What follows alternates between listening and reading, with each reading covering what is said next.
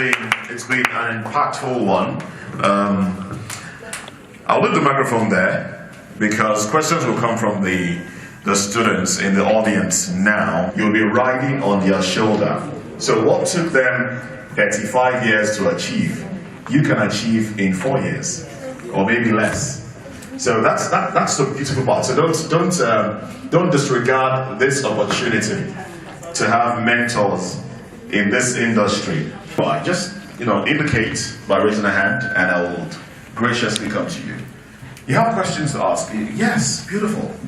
Thank you very much. My question is directed to Dr. Annie. Ma'am, please, in trying to diversify into predominantly male-dominated sectors, how do you handle the stereotypes that come with it?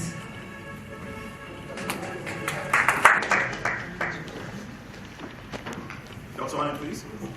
Good morning, everyone. My question is also directed to Dr. Annie.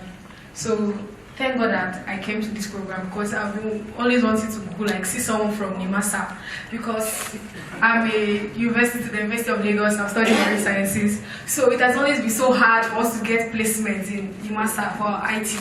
So anytime we go to the organization, they always tell us that it's full, they don't accept students, and whereas people actually even go there, they'll say, if you know somebody, they will allow you go. So I'm so happy because I want her to be my mentor. So since she's here,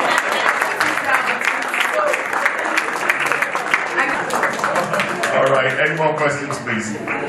Any more questions?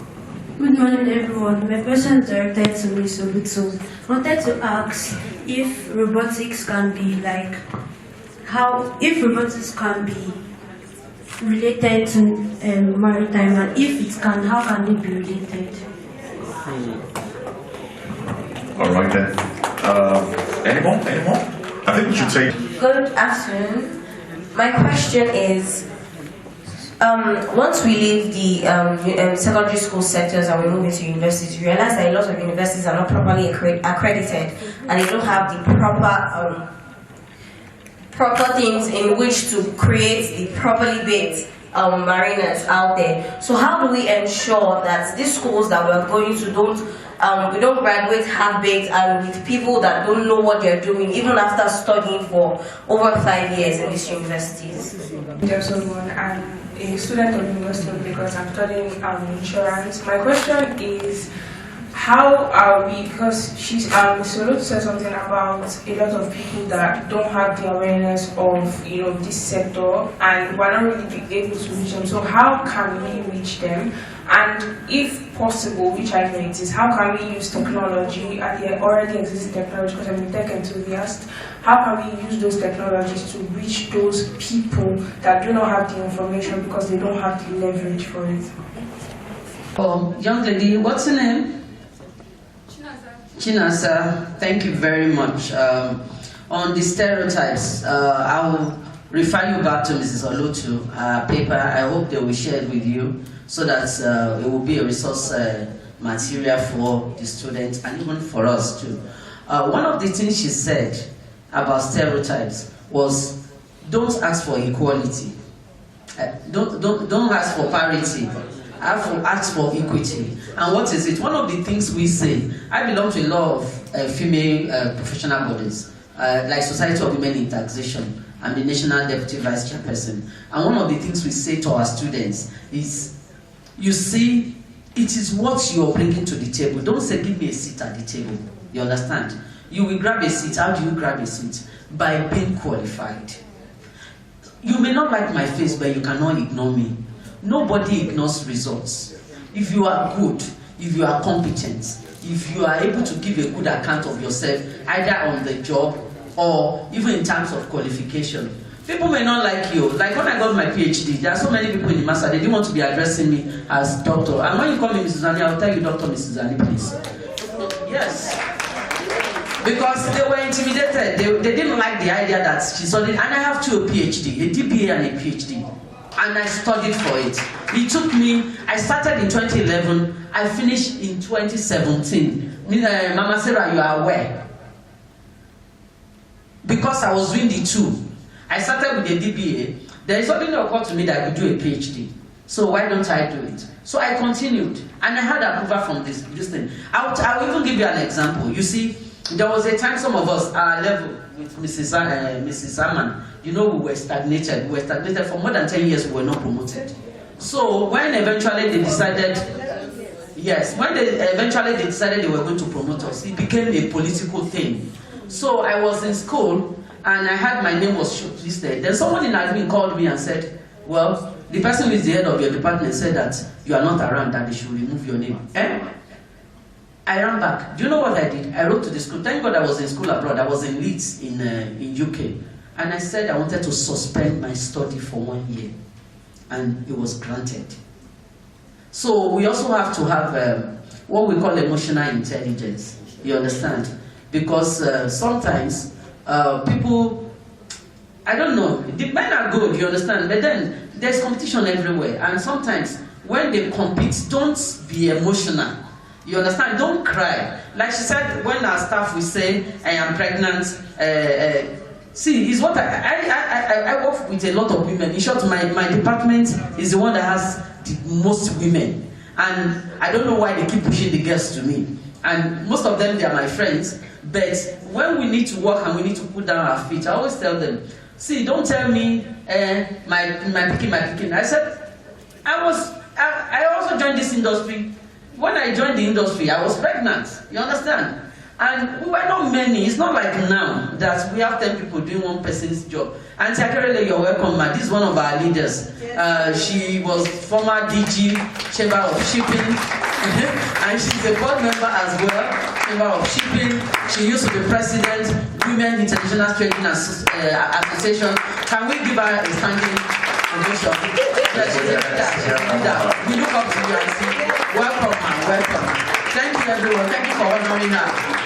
They said we should give honor to whom it is. Yes, honor is due. So these are the ways we overcome, you understand? Not by fighting them, because if you're emotional, if you start crying, nobody will take you serious. And if you start fighting, you will be seen as antagonistic. So just hold your own, and God will help us. For the other lady that wants to do placement, you can see me afterwards. We'll talk about it. I'll leave the remaining part of the questions for Mrs. Olutu. Thank you very much. Across all sectors. There are vessels that are pilotless, captainless. There are machines that could pick boxes and stack them, cranes, and the essence is to reduce accidents. Even when we talk of aquaculture, there are divers, human divers, but now you have sophisticated, robotic appliances that can go to the seabed and give you pictures. You are up there and you are seeing what is being captured. So robotics, AI, and maritime, they are together. And we are still waiting for brains like you to come up and put your signature on the world space and give us an innovation that can still turn things around. Thank you. Lighton brought something to my attention, and I think we need to correct it. Yes, we were talking about STEM. So, and then she brought STEM. And I want to let you know that in the maritime industry, we have lawyers, we have people. There's a lady who says she studied insurance. There's money in that thing, though. You young ladies, you better open your eyes. I'm telling you. And the men too. You don't have to do Yahoo. So we have the heart. I'm an accountant and I'm in the industry. So I don't want, because we are not all gifted the same way, I don't want you to go away with the notion that you have to be a science student before you can work in our industry. No, we even have hairdressers on board. They have nurses on board. So they have cooks. They have people who are doing channeling. Like I know Honorable Lighton does channeling by the side. And there's money in it. There's money in maritime. Just come and join us. That's all I will say. Thank you very much. All right, but do you have influencers? Emphasize on the lady that asked a question concerning this certification from Unilag. Am I right? She said she read marine engineering, and you want to know because we are not looking at that. And for me, Every day we come and we are sitting here and we are always talking about impacting this younger one. My name is Theodora Wenze. I'm the Human Resources Manager of LTT Coastal and Marine Services. Because every time we see students coming out from the maritime schools, coming for cadetship and C10, and at the end of the day, there are many. But where is the platform? The master. Where is the platform? I will single-handedly say LTT Coastal and Marine Services. We just needed, if the master can partner with us, for us to open space for these younger ones. Because every day, I will be having my crew change December 4th. When you come December 4th, you will see cadets, they are up to 50, lying outside looking for placement. She has a question. What is the next? Maybe in Unilag, after finishing reading marine engineering and you have your BSc, you go for youth service. What is the next? If you are going through the Maritime Academy Oron or the one in Delta State, they have the curriculum that will tell you, okay, after your BSc, after your HND, you go for youth service. You need to go back to school to go and do your work, certificate of competency. Young girl, are you listening to me? If you have your marine engineering, a BSc or the nautical, you have to go back to NIMASA, that's the flag state, to register for your eligibility that will take you back to school to be a certified marine engineering. Without that, even if the master wants to take you for a surveyor, you must have your COC. Without your COC, you go nowhere. So we need to enlighten that after the BSc, you need a platform. We've already told Mrs. Olaiton, my MD is not here. We need a platform for these younger ones. It's not for them to go to school and come out. There is no platform for them to get their C experience. The most important thing is for them to get their C experience. Please, we need to look at that. I went for my CIPN conference, and on the CIPN conference, there's this Nestle MD. The man was saying something about how Nestle is training the younger ones. And I said to myself, I wish we have this in the maritime sector. That we have a lot of vessels. We have the ASD top boat. We're a management company to Nigerian Port Authority. You have the top boat. What are we doing on the top boat? You have captains that are working on the top boat. It's an ASD top boat. But it's easy for you to find ASD captains that are working on the top boat. NIMASA can partner, even as they are coming from NSPDD, from the program, the nautical science, the ones that made deck. Bring them out. You can just do a one-year program for them. Set a program for them for training for ASD. Then give them out. They can go abroad to work. So please, you should just fine-tune this and look at it very well. Thank you. All right, thank you very much. Thank you very much. Any more questions, please? All right. My name is Coyote, and I wanted to ask the question. So, imagine like your university course is not directly a maritime subject, and you've already gone like a few years into that, but later on you want to like join the marine industry. So my question is, how easy or how hard is it for you to do that? To like join the marine industry or to migrate into it? The boys are awake now. Now let me start by saying this. The maritime courses available. We have Maritime Academy in Oron. We have Unilag and LASU offering maritime law, if I'm not mistaken. But let me also come back to what my sister from the Mercy said. And I'll use myself as a case study so that you can understand the opportunities we have in the maritime industry. My first degree is education in English. Are you with me? That's my first degree, and I finished it. Like I said, I found myself in Nigerian Port Authority. They will take you through a series of in-house training. When I was eventually placed in the marketing department, I went back to school to study marketing so that I could have a commensurate certificate to complement where I've been deployed. Thereafter, I sponsored myself on so many crash courses and programs. So if you're already in school, it's not about changing. In the LPA, for instance, in the Master and Shippers Council, let me tell you the departments that we have. We have a legal department. And who are the people there? Lawyers. We have a medical division. Who are the people there? Doctors, nurses, lab. We have a full-blown lab in MPA. Even as a retiree, you can still go back and they will cater for you and your spouse. And children not up to 17 years. But you're not expected to have any child less than that. We have an insurance department. We have engineering. There are cooks. Madam was saying there are hairdressers on board. There are people supplying fresh water, just to come and give fresh water to a ship. So what I'm trying to tell you is, you may not need to change your course. You can conclude whatever you're studying. And there are appropriate departments that you can, feature in when you come into the sector. But where we now need to work is what my sister from LTT said. Where is that platform?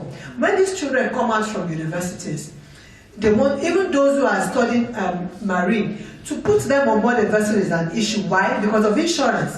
The ship owner is going to tell you, my insurance does not cover an intern. So that is a problem on its own. Okay, so if the ship owner is saying that, do we even have any ship? NNSL? No, the minister has made that promise, and in fact, for me, thumbs up for him, because if that can be done, those will not be our own ships. Every ship has a flag.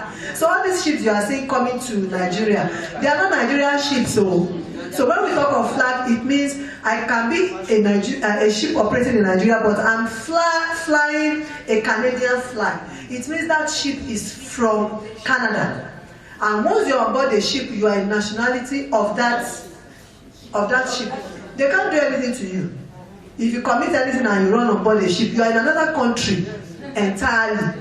And they must follow the laws of that country before they can get you out. So there are wide opportunities. You can conclude your training, and when you are done, like some people finish their programs and they say, I still want to be a lawyer. You can also say, I still want to be a maritime personnel, and there are places you can go, things you can do, but generally speaking, anybody can be accommodated within the maritime industry, apart from hand robbers. Anybody can be accommodated. Yes, I'm happy with that. All right, thank you very much,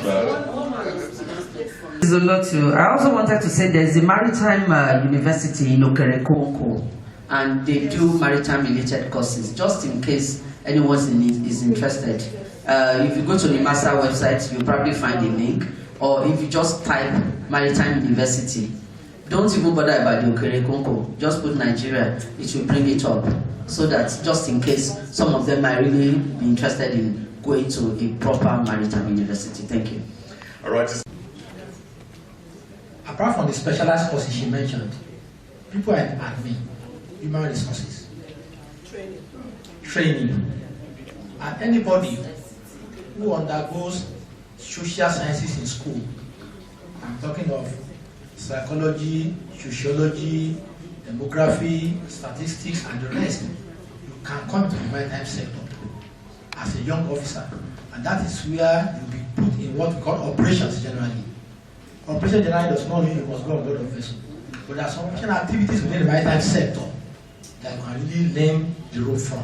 Personally, like me, my first degree is demography and social statistics from OAU. And I came in there as a weight officer. And gradually I went back for my master's in international transport. Though we don't have that in Nigeria. And again I went for MBA. So all sort of things, all those things is you just try and build your career along the line. So it doesn't have to be Maritime Academy or Maritime University or Maritime related courses. You can come to other courses and still find yourself in the maritime sector and develop yourself. Thank you. All right, thank you very much. Thank you very much. Now, there's still a whole lot more that we are here to do today. One of them will be to